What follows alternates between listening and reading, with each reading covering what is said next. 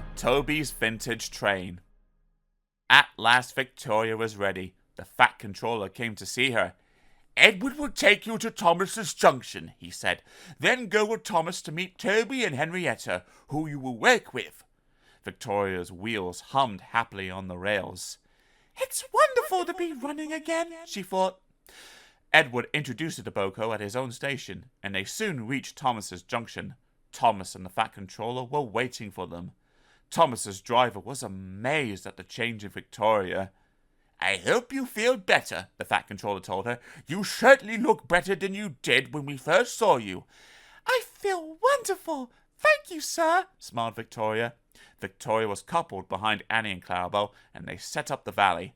At the station by the river, an inspector met them. "Terence is in trouble," he said. "I'll ride in your cab, Thomas, but go carefully until we know what has happened." A little way down the line, Terence's owner was building a barn. The lane to the barn ran along the top of a cutting just outside the tunnel. That afternoon, Terence had been pulling a trailer loaded with stones for the barn when a boulder had fallen into the lane from the verge.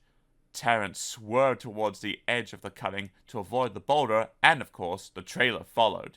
Suddenly, the trailer's wheels hit a muddy patch and slipped sideways towards the railway. The weight of the stone dragged the trailer further over the edge. Terence tried to hang on, but the trailer broke away and bumped down the steep hill towards the railway. Luckily, there was a huge bush on the cutting side. The trailer ran into it and stopped, balancing dangerously. The heavy stone tumbled down the slope and landed beside the railway with a crash. "Thomas's train is due!" gasped Terence. His owner ran to telephone a warning to the station. His call was just in time. With the inspector in his cab, Thomas moved cautiously along the line. By the time they reached the place of the accident, the farmer had managed to fasten the trailer so that it would not move. The inspector made sure that the building stones had not damaged the railway. "All right," he told Thomas's driver as he climbed back into the cab. "Proceed at caution, please, and drop me at the next signal box so I can report what's happened." Thomas and the inspector reached the top station safely and found Toby and Henrietta waiting for them. Victoria and Henrietta liked each other at once and soon became the best of friends. "There cannot be many railways," announced the Fat Controller, "who can run a complete train of stock as old as Toby, Henrietta, and Victoria. Ladies and gentlemen, I give you 3 cheers for Toby's Vintage Train. I am very proud of all 3 of you, and I know you will be a credit to me."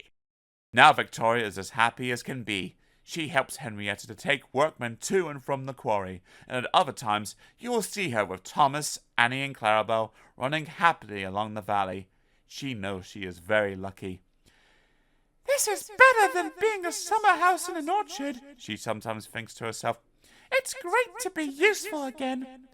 I think we can be sure, can't we, that Victoria will be useful for many years to come.